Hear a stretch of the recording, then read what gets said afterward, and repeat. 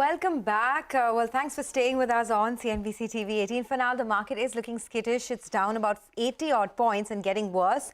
Holding on still to that 100-day moving average. So let's see how things go through the course of the day. As we kickstart the earnings season today, it's our special segment, Quarter Se Quarter Tak. We talk about pharma and healthcare. Ekta is here to give us the expectations from this space. Ekta, over to you. Thanks for that. Well, pharma companies are likely to see around a 9 to 10% growth in Q3 FY23. Growth is expected to be driven by the domestic market, which is estimated to grow around 10 to 13%, with around 5% growth in volume and up to around 7% growth in prices. Now, for the US markets, expect continued price erosion in mid to high single digits on a year-on-year basis. Margins for pharma companies could remain flattish on account of continued elevated cost base as well as price erosion in the US. Now, for example, Lupin is likely to benefit from sales of the bowel drug Suprep. Companies like Lupin, Zydus, Ajanta and Natco could gain from sales of Tamiflu generic due to the US flu season. Dr. Reddy's could see lower sales from Revlimid generic, the cancer drug, as it front-loaded its volumes in the previous quarter in Q2 FY23. Sun Pharma is likely to continue benefiting from sales of its specialty drug franchise. Alchem is likely to continue seeing pressure in terms of margins. Estimates are up to a 500 basis points year-on-year decline in terms of margins, something that we saw in the previous quarter as well. Commentary on remediation measures by Glenmark, Sun Pharma, Aurobindo's pharma injectable business and Biocon's integration of Viatris will be watched closely. API companies, they could benefit from a recovery in demand and better realizations on account of price hikes. Margins for API manufacturers are expected to improve due to lower input costs as well as freight costs. Watch for a recovery in Divi's Labs margins from a multi-quarter low that it hit last quarter. Estimates are of around a 50% year-on-year growth in Loris revenues driven by ARV API business. Lastly, for healthcare companies, Q3 is expected to be slow as it was the festive season. Hence, overall elective surgeries for hospitals and testing for diagnostic labs would be lower. However, occupancies and average revenue per bed will be supported by larger factors such as pent-up demand for electives, higher awareness in terms of healthcare, and increased medical tourism. For diagnostic companies, impact of competition on margins will be watched. Apollo Hospitals' fundraising plans for its digital arm, Fortis's open offer, Medanta's first quarter as a listed company, and Metropolis's reaction on income tax searches will also be something which will be watched quite closely. Thanks a lot, Ekta, for that. That's the entire healthcare, hospitals, pharma space and how to approach it. Vishal Manchanda, the pharma analyst at Systematics Group, is with us to track what he's expecting this time. Vishal, as you heard Ekta say, it's a domestic market that has been growing quite well. In fact, it's expected to grow at 10 to 13%. Who are the largest players here and where do you see the biggest beneficiaries come from? So I think domestic, if we look at this quarter, so for the first time, we'll be comparing the last year quarter on a non-COVID base. So the 3Q of FY22 was a non-COVID period. So we are seeing growth normalizing for the domestic business. Sun Pharma and Cipla would be the one that should do well on the domestic front relatively compared to others. Then I think most companies should either grow high single digit to low double digit, but Cipla and Sun Pharma is where we have higher expectations around growth. Cipla and Sun Pharma is where you have higher expectations. All right. Wanted to talk a little bit about the US business then, because price erosion is something that is likely to continue. I think the growth will just be in single digits, right? Mid, if not high single digits. So where do you see the pressure pockets emerge in terms of individual companies? Where is the highest exposure to the US and where you would be perhaps a bit cautious this time? So I think US probably will be relatively better than what we have seen US doing for companies in the past. So among the companies in our coverage, we have seen Sun Pharma continue to do well on a quarter-over-quarter basis. Although in Sun Pharma, we'll see some impact of Halo import alert. So it could be in form of reduced sales and also probably in form of some inventory write-offs. But the inventory write-offs would be a one-off affair and then things should start to pick up from there. Otherwise, I think most companies have one or other element contributing to a good US growth. Like if you look at Lupin, they have Suprep helping them this quarter, and they would also be aided by a few acquisitions they made, product acquisitions they made in the US. Cipla would be aided by strong albuterol sales coming into US this quarter. Plus, they also have support from Revlimid. Reddy's, on a quarter-over-quarter basis, we are not sure whether Revlimid would continue to have the same momentum. Probably it might decline, but we'll have to see the numbers before. So on Reddy's, it's primarily Revlimid that's going to shape the numbers, but they have some other drugs doing well for them. Relatively, I think US should be a better quarter, aided by flu season, Revlimid, and also specific drugs for each companies. So I think US is a better quarter. This would shape up better. Oh, absolutely. The flu season has been intense this time, even in India, right? With those 10,000 flus all over the place. But I wanted to talk a little bit about Divi's. Last quarter, Divi's margins hit a multi-quarter low. Is there scope for recovery this time? And is that a stock that you like from a long-term standpoint? So I think Divi's, for the first time this quarter, we might not see their COVID supplies coming into the numbers.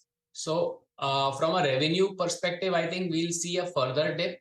Margins might I think stay flat because we have not seen too much of a recovery in raw material prices. Again, we also have to be aware the company might have inventory into their stores and warehouses, the old inventory at higher prices. So whatever reduction we have seen in the recent past in the raw material prices might reflect in Q4 or Q1 FY20 24. So I think until then margins might remain where they are. So my sense is Divi's should remain under pressure this quarter. Probably the pressure can aggravate a bit compared to what it was in the previous quarter. Okay, so Divi's could remain under pressure. Got that. Finally, on the the healthcare side, right? Diagnostics companies, hospital companies. There's a lot of corporate action happening there. As Ekta was telling us, Apollo Hospitals has its fundraising plans for the digital arm. There's the Fortis Open offer. There's Medanta. It'll be the first quarter since listing. What's your pick of the pack here?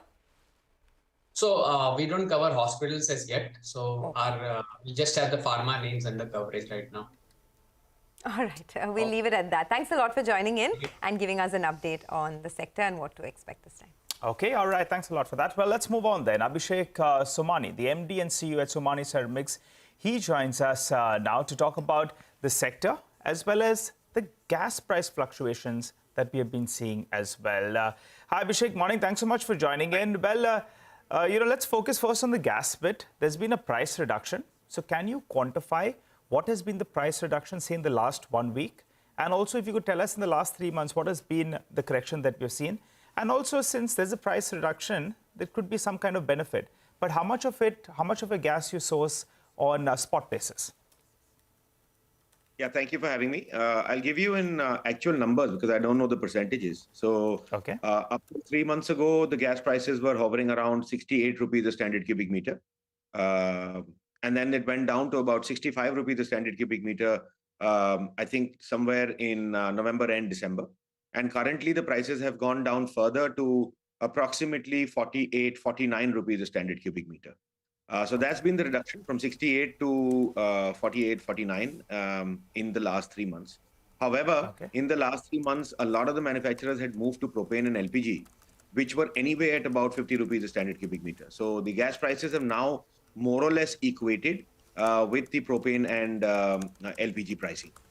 So in terms of passing on the benefit, which is what your second question was, I think some adjustment will happen, but like some people want on LPG and propane, but I think a lot of it is factored in. But yes, there will be some small price corrections going forward. Okay, Abhishek, if you could give us a couple of numbers, then what is your mix currently between propane as well as gas, if you could tell us that. And from your gas portion, how much of it is on spot? Right. We have 3 kinds of gas. We have one northern plant, which is on an average Brent, a 3-month moving average of the Brent. There, this gas price increase or decrease doesn't matter because that follows the 3-month Brent average. We are seeing the Brent go up in the last 1 year, and now in the last quarter, it has started coming down. It's hovering around $85 to $90 per barrel. So therefore, our gas prices currently are about 55, 56 rupees a standard cubic meter in our north plant. That will further go down as the Brent keeps coming down, or go up as the Brent keeps coming up. So that's the northern plant. As far as the western plant, which is our plants in Ahmedabad city, also in Morbi, there we are getting supplies from GSPCL and Sabarmati gas.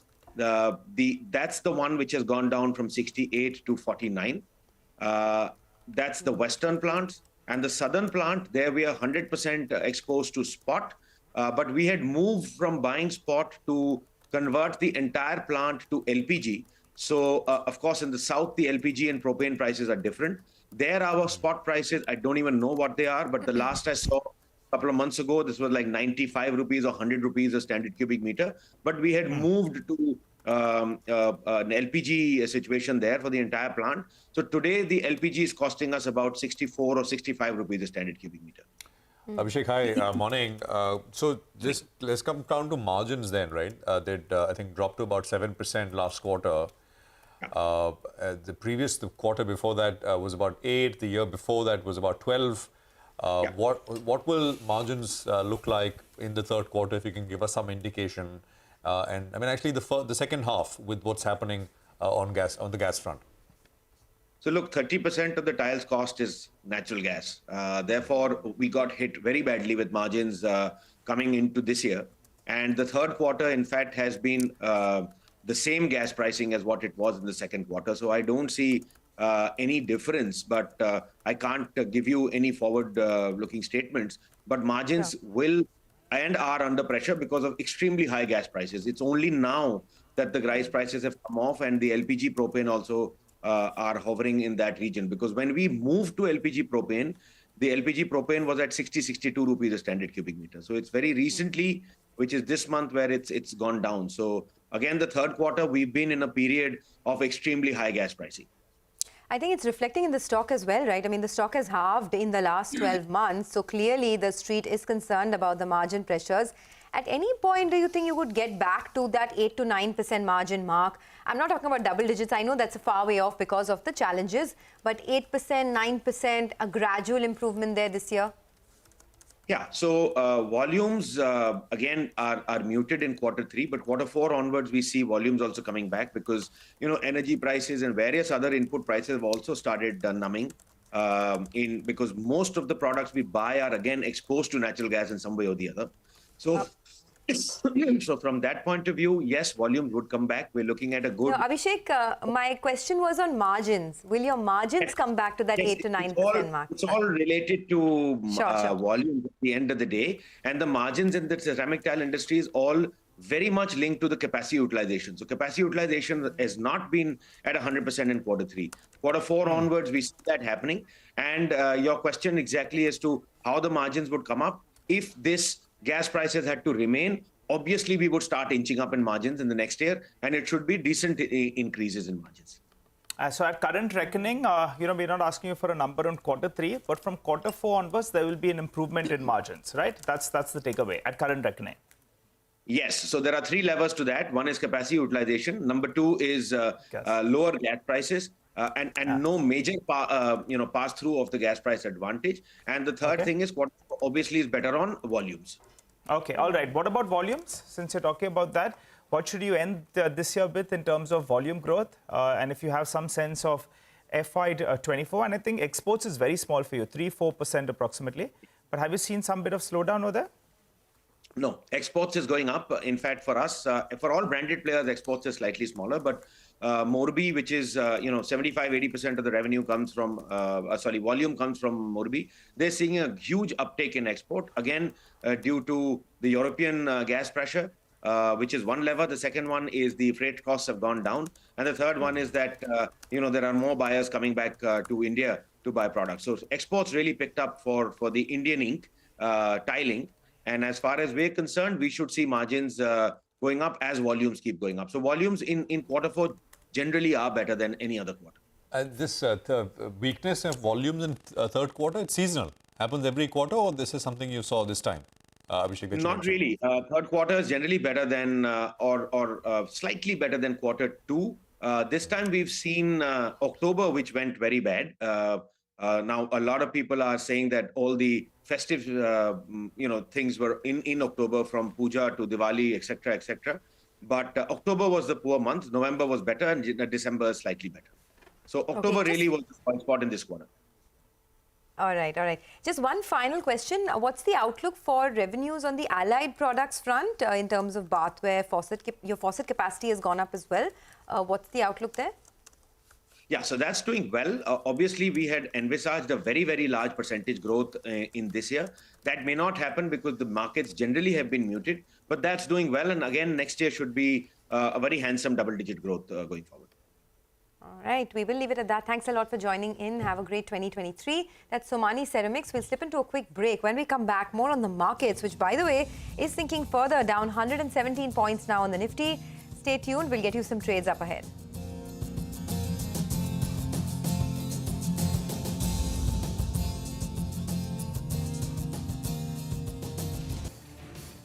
Okay, welcome back. The market is down 125 points. Not looking good now, with a full 1 hour, almost a full 1 hour behind us. Yesterday's low is in sight now. So the low yesterday was 17,936. We're at about 17,970. So another 35-40 points, and we should be there. No particular, I mean, you look at Asia, most of Asia, Chinese markets are down a little bit, Hang Seng is down, but that's because yesterday we saw very large moves. And generally over the last 10 days, 15 days, those markets have been the best performing markets. Other than that, there's nothing spectacular which is going on. Just a bit of stalling. I mean, I think you can look at US futures, which are down about 0.25% again, maybe incrementally a little down, but nothing beyond. Look at the dollar index, which has fallen substantially again. I mean, it's not going down more, but it's not as if it's seeing a reversal or anything. But there is a little bit of pressure, which is very much visible here in the market. You know, just a few names which are contributing the bulk of this pressure. So it's HDFC Bank, which is single-handedly responsible for about 25 out of these 125 points that we're seeing. And then it's IT, TCS and Infosys. Between them, both of them, is about 40 points worth of the pressure on the Nifty. So that's, I mean, straight away, half of this 120 point cut explained by three names. Add a Reliance to it, which did very well yesterday, and that's about 60-65% of the pressure that we are seeing. So it's large cap led. Market breadth overall has also turned around a little bit, but not by a huge margin or anything. Mitesh is with us of Earnings Wave, back with us. Mitesh, hi. How would you explain this in terms of what we're seeing, and are any of the indicators turning around once again after turning up yesterday? Go on. So Prashant, one, I think we had a stop loss of around 18,000. That's been triggered. So the long trade on the Nifty doesn't stand now. But on the stock side, the mid-cap pack is looking very good, and I've identified two buying opportunities over there. Orient Paper and the entire paper space has been doing very well. So Orient Paper has made a fresh high with a breakout on the intraday and the daily charts. That's a buy with a stop now below levels of around 42.70 for targets of 50. And CG Power, it was a recommendation earlier as well, continues to make new highs. That's a buy. Keep the stop just below levels of around 285 and look for targets of 310. Okay, thanks for that. The big mover on the index now is Tata Motors. It's up almost about 6% on the back of very strong Jaguar Land Rover wholesale numbers for this quarter. Now, the JLR numbers are up almost 6% quarter on quarter and almost 15% year on year. And that's because the chip supply issue has eased, and that has helped Jaguar Land Rover in increasing production. They have a record order book of over 215,000 units, and a lot of positive brokerage reports have come through this morning. The one I've picked out is from CLSA, where they've upgraded the stock to a buy. They have a target price of 512, which is a big upside to the current market price. They say that the improvement in volumes and the margin profile will aid their free cash flow generation in FY24. And Morgan Stanley has put out a note where they say that JLR will generate £400 million of positive free cash flow and will help them achieve their target as well of being free cash flow neutral by FY24. So that's one stock to look at. The other stock I'm tracking is Sona BLW or Sona Comstar. There is an acquisition that Sona has made, and this is of a Serbian company. They've acquired 54% stake in a Serbian company called Novelic. This is for about 40 million euros. Very interesting acquisition.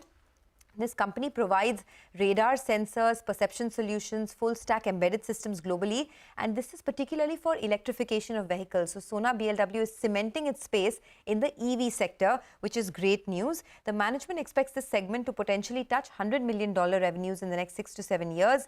The acquisition will be funded through internal accruals, so they won't be taking any debt, and expects it to be EPS accretive from the first year itself.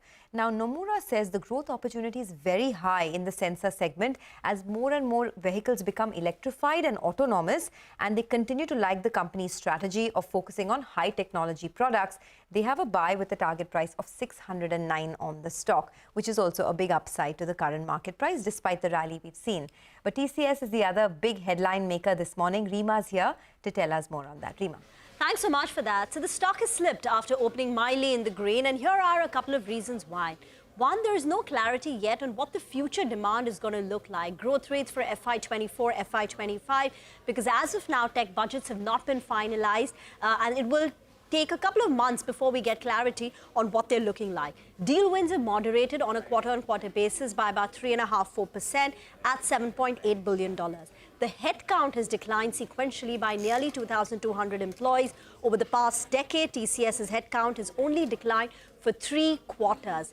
The company says it's on the back of the fact that they've hired so many people. 42,000 freshers have been hired in the last 3 quarters, but the street is also reading it as the company preparing itself perhaps for a slowdown. Also, the management has pointed to rising caution, particularly in Europe, where the deal making has turned out to be a little slow. Decision making has also slowed down. And Europe, remember, is about 15% of the company's overall revenues, so that's a bit challenged. Also, if you look at the deal wins, we spoke about the Q3 deal wins being low on a quarter-on-quarter basis.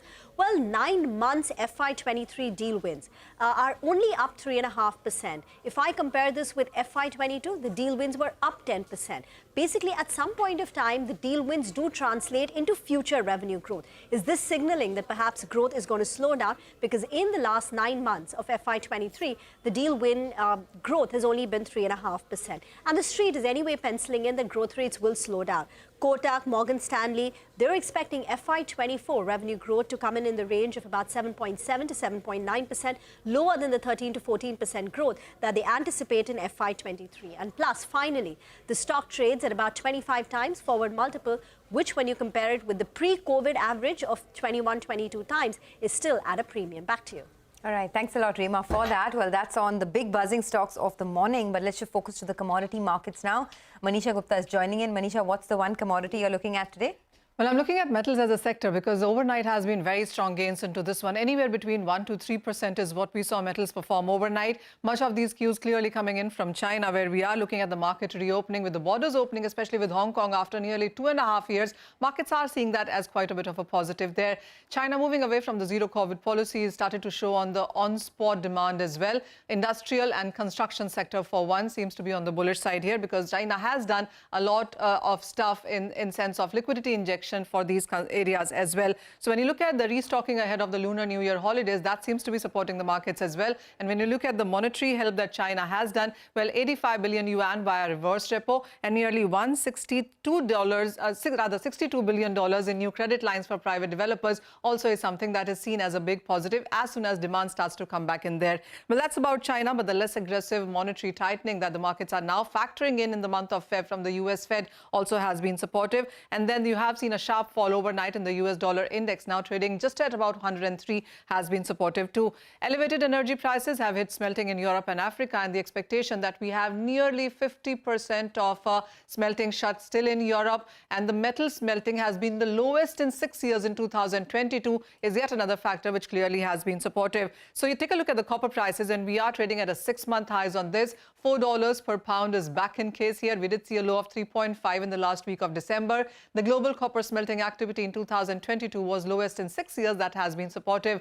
Zinc has seen very strong gains, up by 6.5% until now in 2023. It's trading at a 1-month highs, and we have seen LME inventories decline 90% in 2020 to the lowest in 100 years that LME has seen. That is supportive. Silver also is trading at an 8-month highs as we continue to look at that. And then in ferrous metals, you have steel trading at around 5-month highs. You have iron ore prices trading at a 5-month highs as well. The kind of volatility that iron ore has seen has led to China saying, this is the authorities telling us, that they are looking to ramp up efforts to regulate prices, will ensure that there is not unnormal or unusual volatility in prices or speculation as well. So that is something that could keep the prices in check there. Okay, thanks a lot for that. Well, that is on the commodity space. For the equity market, still under pressure, no recovery, but thankfully the selling pressure for now has gotten arrested. So we're still down about 117 odd points. We'll take a quick break on that note. On the other side, our special segment, it's the economy. Mahesh Vyas, the MD and CEO of the Center for Monitoring the Indian Economy, and Subodh Rai, the President and Chief Ratings Officer at CRISIL, will be with us to discuss in detail about India's capex environment. Stay tuned.